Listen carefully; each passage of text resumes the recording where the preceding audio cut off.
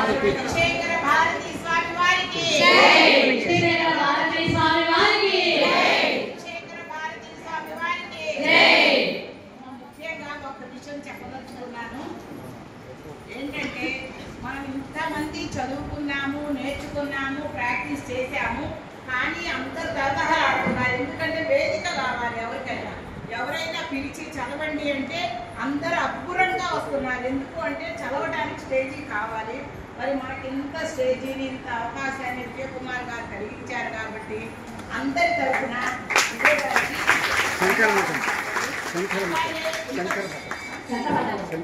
శంకరమఠం వారికి మనందరికీ ఎంతో కొంత జ్ఞానం అంటే పాట పాడాలి అనే మనకి సామర్థ్యం వచ్చింది.